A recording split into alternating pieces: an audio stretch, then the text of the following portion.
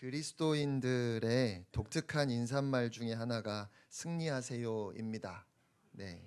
우리의 삶에 치열한 영적 전쟁이 있음을 알기 때문에 보통 우리가 헤어질 때 승리하세요 이렇게 서로 격려하며 인사를 많이 하지요. 2025년 새해 승리하시기를 축복합니다. 네. 그런데 어떻게 하면 우리가 세상을 이길 수 있을까요? 베드로 전후서를 비롯해서 야고보서나 요한서신 등을 우리가 묶어서 공동서신이라고 합니다. 하나의 교회나 특정한 대상에게 쓴 편지가 아니라 모든 교회들을 대상으로 쓴 편지이기 때문에 그래서 공동서신이라고 부르는데, 이 공동서신은 세상 속에 있는 교회라는 공통된 주제를 다루고 있습니다. 그러면서 한결같이 교회가 세상을 이길 수 있는 비결을 말씀에서, 복음에서 찾습니다. 어쩌면 당연하다 할 수도 있겠지만 정말 중요한 사실입니다. 돈을 최고로 여기는 세상에서 그런 세상과 다르지 않게 눈에 보이는 성장을 추구하며 달려온 교회가 오늘 세상으로부터 말 못할 비난을 받고 있습니다. 그래서 교회는 반성하며 이제 더 이상 세상의 방식을 쫓지 말고 우리가 말씀으로 돌아가야 한다, 복음으로 돌아가야 한다, 그렇게 이야기합니다. 우리는 진리를 붙잡아야 할 줄로 믿습니다. 오직 하나님의 말씀으로 새롭게 되어야 하겠습니다. 그 외에는 이 세상을 이길 다른 방법이 없습니다. 오늘 본문은 바로 이것을 우리에게 말씀합니다. 앞에 21절까지 베드로는 과연 어떤 신앙이 거센 세상의 물결을 거스를 수 있는지를 말했습니다. 그리고 이제 그 비결이 말씀에 있음을 전하고 있습니다. 썩어가고 더럽고 헛된 대로 휩쓸려 가려는 이 세상의 거센 파도 앞에서 그리스도인을 거룩하게 하고 능력 있게 하는 것은 오직 하나님의 말씀뿐입니다. 22절 말씀을 우리 다시 한번 함께 읽겠습니다. 시작. 너희가 진리를 순종함으로 너희 영혼을 깨끗하게 하여 거짓이 없이 형제를 사랑하기에 이르렀으니 마음으로 뜨겁게 서로 사랑하라. 아멘. 베드로가 사랑할 것을 이야기하죠. 지난주에 21절 마지막이 믿음과 소망으로 끝났는데요.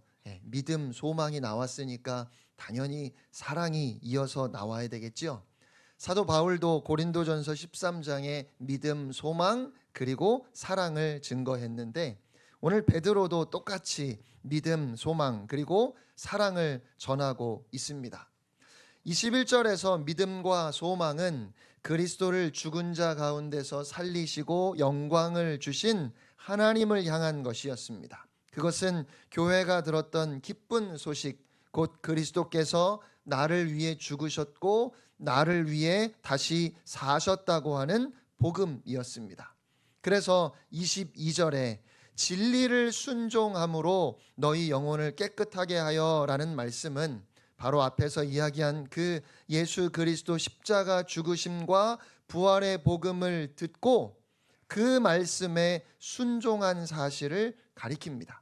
그렇게 전해진 복음을 믿어서 하나님께 소망을 둔 우리의 심령이 깨끗해졌다는 겁니다. 거룩해졌다는 거지요. 그리고 그 결과 거짓 없이 형제를 사랑하기에 이르렀어요. 오직 말씀이 우리의 심령을 깨끗하게 해서 거짓 없이 형제를 사랑할 수 있게 한다는 것입니다. 그러니까 22절 말씀은 우리에게 사랑의 공동체를 세울 수 있는 비결을 가르쳐 줍니다. 여러분, 우리 교회가 진실한 사랑의 공동체가 되면 좋겠지요? 안 좋으세요? 좋죠? 네. 저는 정말 우리 교회가 거짓 없는 사랑으로 서로 뜨겁게 사랑하는 교회가 되면 참 좋겠습니다. 아니, 그렇게 되어야 합니다. 사랑으로 하나 된 공동체는 사탄의 어떤 공격이나 핍박에도 흔들림 없이 그리스도 안에서 꾸준히 성숙해 갈 것이기 때문입니다.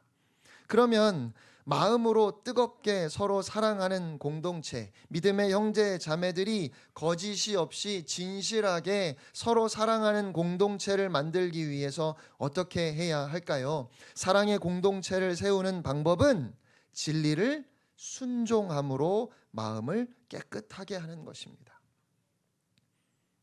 마음을 깨끗하게 하기 위해서는 진리에 순종해야 한다고 말씀해요. 그러면 거기에서부터 하나님의 말씀 앞에 순종함에서부터 출발해서 우리의 마음이 깨끗해지고 우리의 그 심령에 거짓 없는 순결한 사랑이 솟아나게 되는 겁니다. 그러니까 교회가 열심히 말씀을 가르치고 온 교회는 또한 그 말씀에 순종해서 마음을 깨끗하게 해야 합니다. 하나님의 말씀이 우리의 심령을 깨끗하게 합니다. 우리의 영혼이 깨끗해지는 것은 오직 진리의 말씀에 순종함으로써만 되는 거예요. 말씀에 순종하지 않으면 우리의 심령이 거룩해질 수 없습니다. 오직 말씀으로 우리의 심령이 깨끗해지고 그렇게 우리의 심령이 깨끗해졌을 때 우리는 거짓이 없는 사랑으로 형제와 자매를 사랑할 수 있습니다. 베드로는 거짓된 사랑이 어떤 것인지 너무 잘 알고 있지요. 제자들 가운데 내가 예수님 제일 사랑한다고 그렇게 자랑했던 사람 바로 베드로입니다. 예수님이 너희가 다 나를 버리리라 하셨을 때 베드로는 모두 주를 버릴지라도 나는 결코 버리지 않을 것입니다 라고 그렇게 이야기했지요. 누가복음 22장 33절 말씀을 보시면 주여 내가 주와 함께 오게도 죽는 데에도 가기를 각오했습니다 라고 그렇게 주님을 향한 헌신과 사랑을 맹세했던 사람 바로 베드로입니다. 하지만 그것이 거짓 사랑이었음을 하루도 지나지 않아 뼈저리게 알게 되었지요. 베드로가 어떻게 알게 되었을까요? 오늘 닭 울기 전에 네가 3번 나를 모른다고 부인하리라 하셨던 주님의 말씀 때문에 그 말씀이 베드로를 깨닫게 했습니다. 그리고 그래서 베드로는 회개했지요. 후에 부활하신 주님이 베드로를 찾아오셔서 물으십니다. 요한의 아들 시몬아, 네가 나를 사랑하느냐? 베드로는 그때 진실한 대답을 주님 앞에 할 수 있었습니다. 주님의 말씀이 먼저 그의 심령을 깨끗하게 했기 때문입니다. 여러분, 사람은 진리의 말씀이 그 심령을 꿰뚫고 지나가기 전까지는 자신이 누구인지조차 알지 못합니다. 그가 하는 사랑이 어떤 사랑인지조차 전혀 알지 못해요. 그러므로 우리는 먼저 하나님의 말씀 앞에 서야 합니다. 진리의 말씀이 먼저 우리를 깨끗하게 해야 합니다. 그 말씀이 우리를 밝게 비추어서 우리의 모든 죄와 허물이 낱낱이 드러나고 그래서 그 말씀의 빛에 꼬꾸라져 보지 않은 사람은 거짓 없는 사랑으로 형제 자매를 사랑할 수가 없는 거예요. 어쩌면 오늘 교회가 이 중요한 사실을 놓치고 있는 것은 아닌지 모르겠습니다. 많은 교회들이 그 중심에 교제가 있습니다. 교제가 나쁜 것은 절대로 아니지요. 신앙생활에 반드시 필요합니다. 교제가 있어야만 합니다. 하지만 교제에 앞서서 말씀이 있어야 합니다. 혹시 그런 교제를 통해서 인간적으로 끈끈한 관계를 만들어 놓으면 사람들이 계속 교회에 붙어 있을 것이라고 그렇게 우리가 생각하는 것은 아닐까요? 하지만 말씀이 없으면, 먼저 말씀에 순종함이 없으면 어떤 모임이든지 변질되고 더러워질 수밖에 없어요. 말씀에 순종함이 없이는 그 영혼이 깨끗해질 수 없고 그러면 거짓이 없이 형제를 사랑할 수도 없기 때문에 그렇습니다. 그러므로 우리가 뜨겁게 서로 사랑하는 교회가 되기 위해서는, 교회의 사랑이 풍성하게 하려면 말씀을 충실하게 가르쳐야 합니다. 또 부지런히 그 말씀으로 우리의 영혼을 깨끗하게 하는 그 일에 우리가 전심전력을 다해야 할 것입니다. 그래서 거룩해진 우리의 마음에 주님이 거하시면, 여러분이 아시는 것처럼 우리 주님이 사랑이시거든요. 결국 우리의 사랑으로 사랑하는 것이 아닙니다. 주의 사랑으로 사랑할 때 그 사랑에만 거짓이 없습니다. 하나님의 사랑으로 우리가 서로를 사랑할 때 거기에 치유와 회복의 역사가 있습니다. 내가 뜨겁게 사랑하는 것이 아니라 우리는 그저 하나님의 그 뜨거운 사랑을 형제와 자매에게 흘려 보내는 겁니다. 나를 새롭게 하신 그 하나님의 뜨거운 사랑을 형제 사랑으로, 이웃 사랑으로 흘러가게 해야 하겠습니다. 이것이 말씀의 사역입니다. 우리는 열심히 말씀을 전해야 합니다. 말씀을 꾸준히 배우고 말씀에 순종하고 말씀을 행해야 하겠습니다. 그러면 우리는 뜨거운 하나님의 사람이 될 것입니다. 교회는 뜨거운 하나님의 사랑으로 서로 사랑하는 공동체가 될 것입니다. 다른 어떤 것으로도 되지 않습니다. 오직 진리의 말씀으로만 됩니다. 왜냐하면 말씀이 우리 안에 있는 모든 거짓을 제거하기 때문입니다. 말씀으로 거룩해진 거짓 없는 사랑은 요란하지 않아도 그 울림이 큽니다. 깨끗한 사랑은 드러나는 것이 적다 해도 깊이가 있고 따뜻해요. 말을 많이 하고 주는 것이 많아도 그 사랑이 깨끗하지 못하고 여전히 그 심령에 붙어있는 더러운 찌꺼기들, 예컨대 교만함, 우월감, 허영, 부주의함, 감추어진 이기심, 내 뜻대로 조종하고 이용하려는 나의 유익을 구하고자 하는 마음이 포함되어 있다면 그런 거짓된 사랑에는 능력이 없어요. 그러므로 형제 사랑을 말하기 전에 주의 거룩한 말씀으로 우리의 영혼을 깨끗하게 해야 하겠습니다. 더러움이 모두 떨어져 나갈 때까지 우리가 비비고 두드리고 털어서 순백색의 색깔이 나올 때까지 그렇게 우리의 마음을 열심히 빨아야 하겠습니다. 태양같이 밝고 뜨거운 주의 말씀 앞에 우리의 심령을 널어 두어야 합니다. 그럴 때 우리 안에 거짓이 없는 진실한 사랑이 솟아나고 형제와 자매를 뜨겁게 사랑할 수 있습니다. 이어서 23절에서 25절은 말씀이 세상을 이기는 이유를 우리에게 설명해 줍니다. 여러분, 어떻게 하나님의 말씀이 거짓 없는 사랑을 만들어낼까요?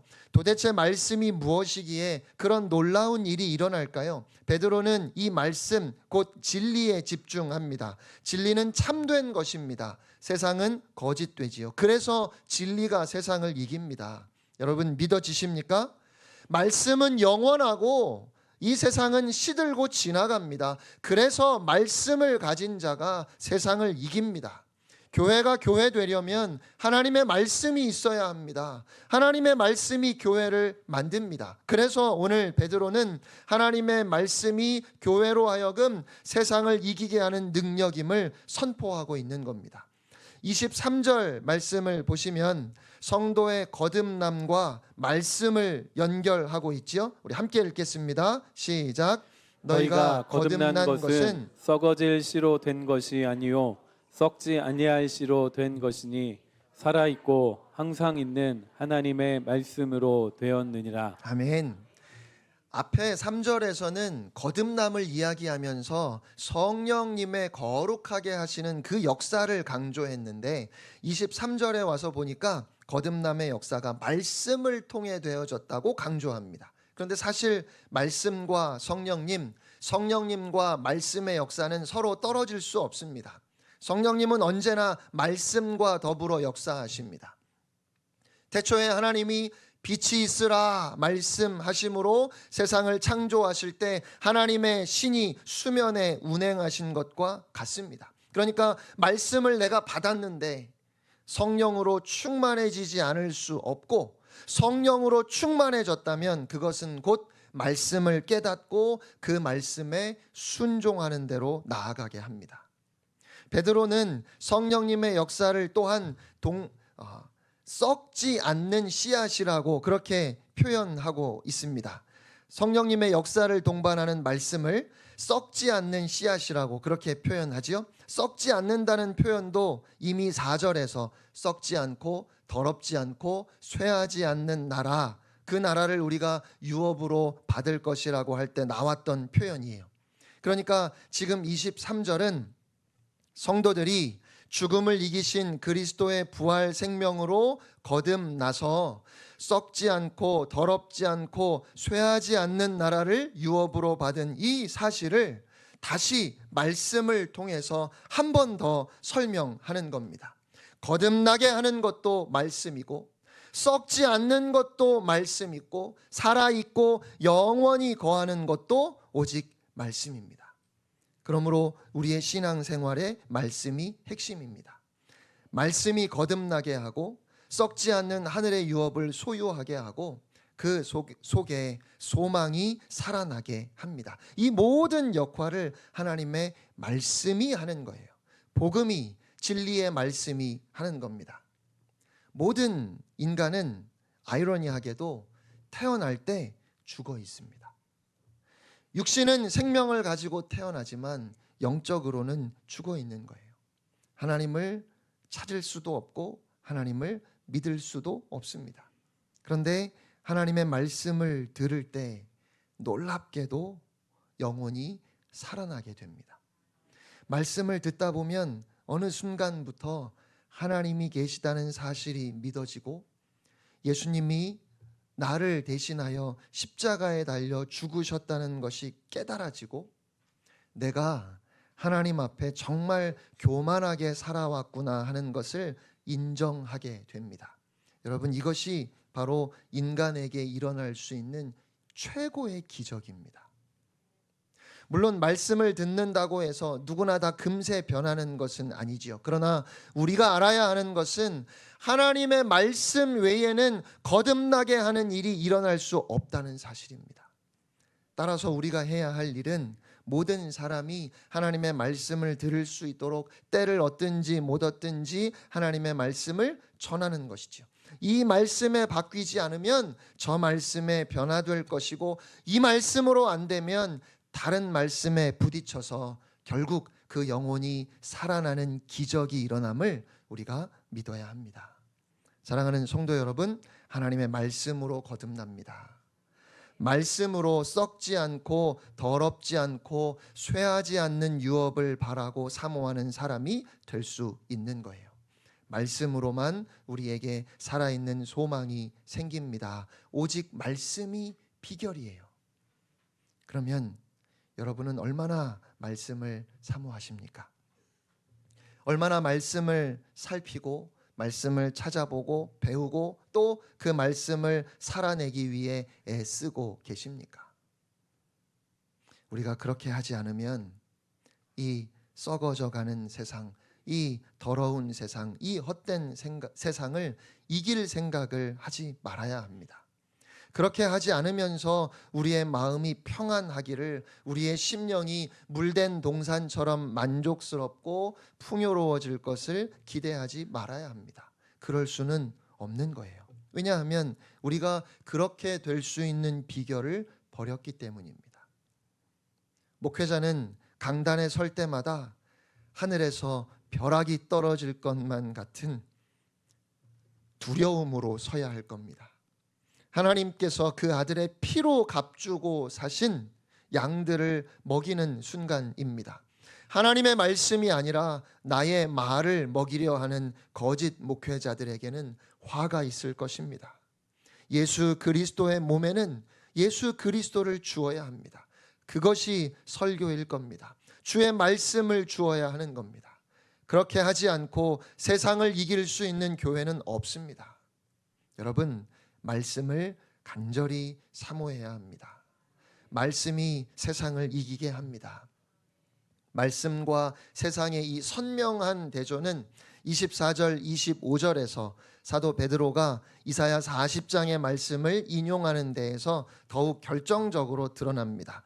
24절 25절 말씀 함께 읽겠습니다. 시작. 그러므로 모든 육체는 풀과 같고 그 모든 영광은 풀의 꽃과 같으니 풀은 마르고 꽃은 떨어지되 오직 주의 말씀은 세세토록 있도다 하였으니 너희에게 전한 복음이 곧 이 말씀이니라. 아멘.